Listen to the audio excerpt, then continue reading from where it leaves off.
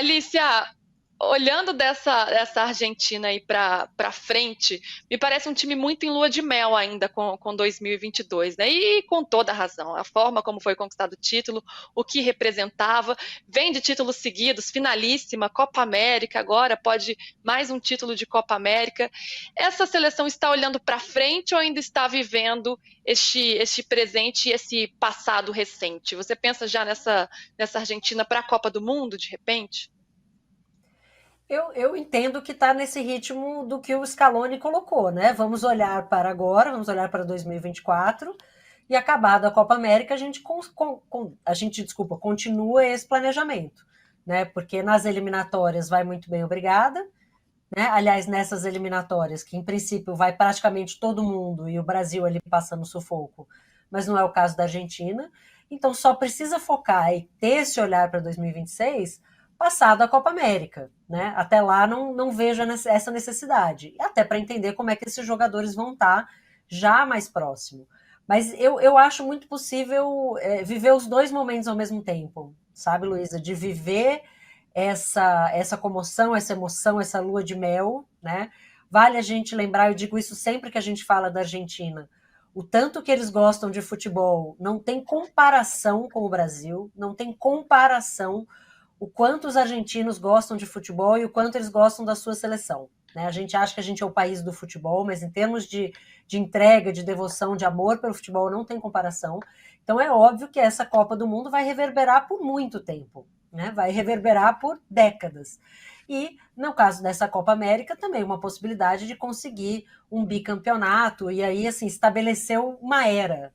Né? Era uma seleção que carregava todo esse peso do Messi, mas ficou décadas sem ganhar nada. Né? O Messi saiu da Copa América vencida pelo Chile dizendo que não ia nunca mais jogar, que ia se aposentar da seleção.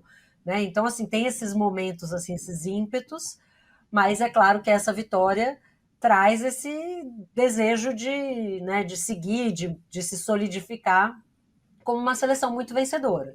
Então, não acho que essa lua de mel atrapalhe o olhar para o futuro. Né? E a gente está falando de muitos desses jogadores, a gente falou aí do Julian Álvares, e essa seleção tem também muitos jogadores jovens. Né? Pode ser que perca, né, esses grandes pilares, como é o caso do Di Maria e possivelmente do Messi, mas esse time não são só esses jogadores, não à toa segue vencendo mesmo sem esses atletas estarem, né, no seu máximo. Então, acho que tem aí uma lua de mel que vai durar talvez para sempre, mas com um olhar muito claro e para esse desejo de vencer mais esse título, porque, né, afinal, como seleção sul-americana, só tem dois títulos importantes e a Copa América é um deles. Então, imagino que é uma seleção que vai com tudo para conseguir esse bicampeonato e provar que assim não era um ponto fora da curva. Né? A Copa América vencida aqui contra o Brasil no Maracanã e a vencida naquele jogaço contra a França não era um ponto fora da curva. E olhando para a nossa realidade, hein, Danilo, depois dessa eliminação, da frustração que foi, das decisões e da atuação do Dorival, dos próprios jogadores, o que a gente tem a aprender com essa Argentina? É assim, eu acho que Tem tempo? o trabalho. Tem, tem hora para acabar o programa? É, exato, tem hora para acabar. Tem muita coisa, mas eu acho que a grande diferença para mim é como os jogadores compram o discurso do técnico nas diferentes seleções. A gente viu, por exemplo, agora na passagem do Diniz, as entrevistas dos jogadores. Eu mesmo participei de um bola da vez com o Danilo na ESPN e ele falou, o jeito do Diniz jogar não era simples, não dava para assimilar. Agora com o Dorival, a gente viu um trabalho de 40 dias em que o Brasil mostrou pouca evolução. Eu sei que é um começo de trabalho, mas depois de 40 dias com 2 amistosos, eu esperava um Brasil jogando melhor contra uma Costa Rica, não ganhando apenas do Paraguai, que conseguiu perder de todo mundo nessa Copa América. Então eu acho que assim, a comparação Brasil e Argentina é um pouco cruel, especialmente por conta do título, porque se o Brasil tivesse sido campeão na última Copa do Mundo, a gente estaria conversando de outra forma aqui, estaria pensando, os novos talentos, a pressão sobre o Vini não ia ser a mesma, e o jeito que os jogadores encaram essa conversa, o jeito que eles se unem e tal, para mim eu vejo muita diferença entre o Brasil e a Argentina. O que a Alicia falou, né, de que a Argentina é o país que ama futebol, e é verdade, mas lá também tem um pouco do pecho frio, que chamavam o Messi. O Messi foi tirado ali como mercenário mais de uma vez, como o cara que não ganhava nada, que só pensava no Barcelona, e depois eles conseguiram se mobilizar de uma forma que o Brasil ainda não conseguiu.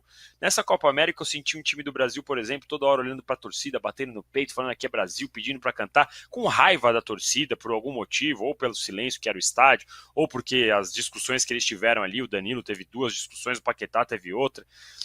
Mas eu senti o Brasil meio que sem foco, sem rumo. E a Argentina é ao contrário, exatamente ao contrário, é o oposto disso. Perdeu contra a Arábia Saudita na estreia e depois mudou absolutamente. E o trabalho bom para mim que a gente teve do Tite, eu não acho que o trabalho do Tite foi ruim. Lógico, perdeu a Copa para a Bélgica, perdeu a Copa para a Croácia. Para a Croácia, para mim, mais cruel ainda, por 4 minutos. E o trabalho foi bom, só que aí na hora de aproveitar as coisas que eram boas ali, o Brasil aparentemente não soube aproveitar. Então eu acho que a diferença, a comparação hoje é bastante cruel, Luiz, até porque a Argentina tem um cara que é um ídolo, que é influência no vestiário e que quando pega a bola, mesmo longe do seu melhor físico, resolve.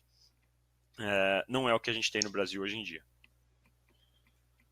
E PVC, passados alguns dias aí da eliminação, que saldo que ficou? O que dá para a gente olhar para frente? Agora eu vi que você até publicou, né, divulgou falando que os jogadores brasileiros teriam estranhado algumas escolhas do Dorival, que ele teria perdido um pouco da confiança do grupo.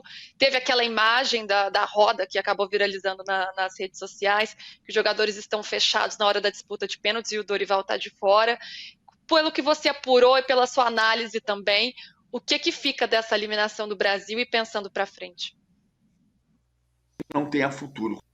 Tem futuro. Eu acho que tem como continuar. O time não foi bem. A campanha desse foi idêntica à campanha de 2011, com a diferença de que 2011 perdeu para o Paraguai e dessa vez perdeu nos pênaltis para o Uruguai, que é muito mais forte do que aquele Paraguai que foi vice-campeão. Talvez o resultado seja o mesmo, né? Porque o Paraguai foi vice-campeão. Talvez o Uruguai seja vice-campeão ou semifinalista só.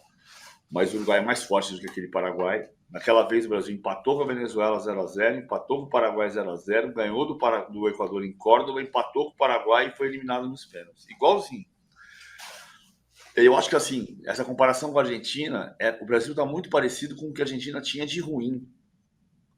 O Brasil copiou a Argentina. Vamos fazer uma conta de 93 para cá, porque 93 é quando entra com o CONCACAF na Copa América, né?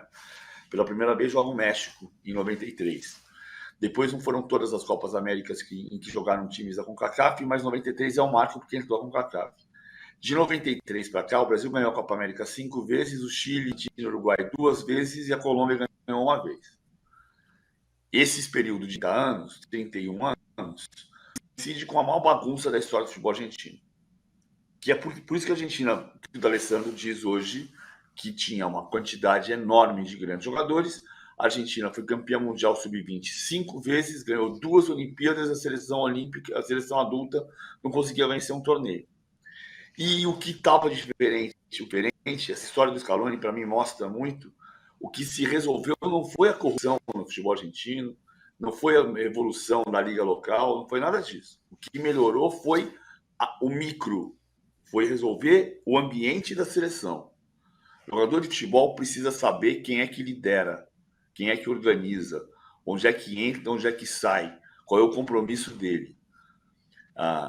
Não pode ter o jogador chegando fora do ônibus, assistindo fora da delegação, ainda que alguém vá dizer que o Vinícius Júnior está assistindo com os caras da NBA, porque tinha um camarote que a Conmebol colocava para os jogadores pensos e não podia estar no vestiário. Ok, mas o ambiente tem que ser o mesmo.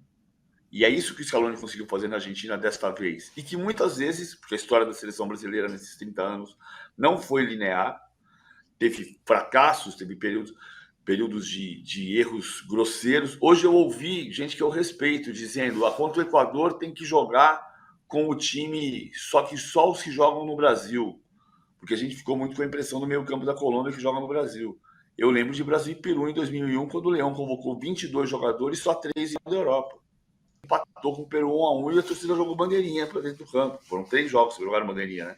Contra o Equador, contra o Peru e contra a Colômbia. Então não é... A gente repete erros com a gente repete erros sistematicamente.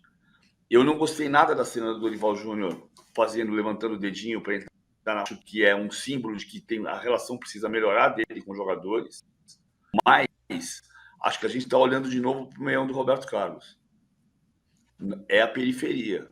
Isso é uma coisa que tem que se resolver, mas não é o foco. O foco está numa gestão que em 10 anos de CBF foram 4 presidentes, todos depostos, inclusive Edinaldo Rodrigues, que só está no cargo por causa de uma liminar assinada por um ministro do STF, que é sócio da CBF Academy, que é o Gilmar Mendes. O instituto que ele preside, que ele é sócio da CBF Academy. E foi ele que assinou a liminar para o Edinaldo voltar para o cargo. Então, é por causa dessa bagunça da gestão que a seleção não funciona? Não é apenas. Mas se você não tiver liderança, a gente vai ficar apontando erro de falta de jogador, falta de treinador, que falta mesmo, vai apontar para uma porção de coisas da periferia e não vai atacar o problema central, que é resolver a microcélula que é a seleção brasileira. Como era melhor a seleção brasileira em termos de organização do que era a seleção da Argentina durante toda a década de 2000, grande parte da década de 2010. E sem dúvida, todos os absurdos que acontecem na CBF respingam no campo. Respingam não, né? Caem no campo diretamente, tanto que o ano passado foi um ano perdido. Ficamos esperando o Ancelotti, teve Fernando Diniz, teve interino e agora estamos nessa situação. Alicia, quero falar com você de um assunto melhor, já que você estava falando sobre a Eurocopa. Tivemos um grande jogo hoje entre Espanha e França, mas vou trazer um pitaquinho aqui, trazendo também para a seleção brasileira. A França acabou eliminada diante dessa Espanha que vem jogando em todos os aspectos, vem dando um banho nessa Eurocopa. E Mbappé também, apesar de ter dado um passe muito bonito para o gol do Koulibaly, ele acabou também sendo eliminado. E aí, Vinícius Júnior, será que nessa briga para ser melhor do mundo, ele está no páreo, muito bem cotado, mesmo depois da Copa América, porque ele chegou como favoritíssimo, ou candidatíssimo, pelo menos, a essa bola de ouro. Mas aí na Copa América ele não foi bem, só foi bem naquele jogo ali contra o Paraguai, depois acabou sendo expulso, enfim, um desempenho que deixou a desejar. Como é que fica essa briga aí, pensando também na Inglaterra, que joga amanhã, e tem Bellingham, que é outro candidato aí na Copa do Mundo, na bola de ouro. Luísa, eu acho que assim, pelo desempenho nas seleções, a única possibilidade que resta agora é o Bellingham destruir amanhã e destruir na final.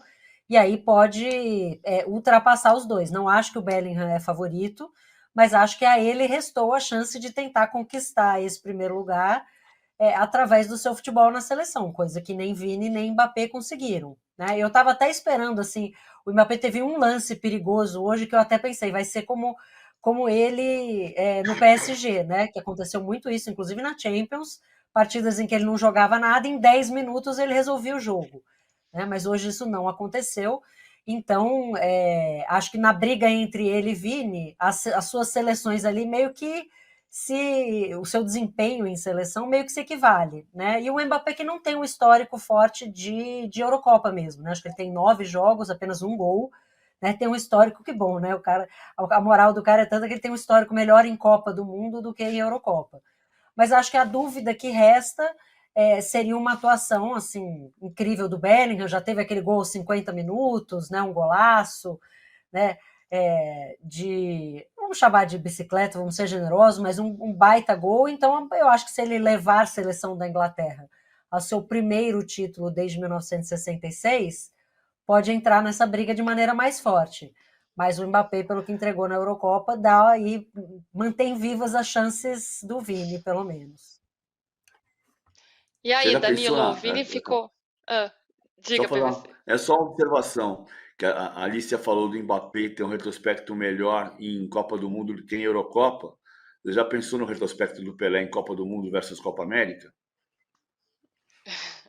Não. Conta Não ganhou pra gente, nenhuma. PVC. Porque não tem importância nenhuma, exatamente.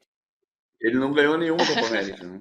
Ele não jogou em 67, ele parou em 70, mas ele perdeu 59 para a Argentina no o retrospecto do Pelé em Copa do Mundo é extraordinário e o retrospecto do Pelé em Copa América é nenhum.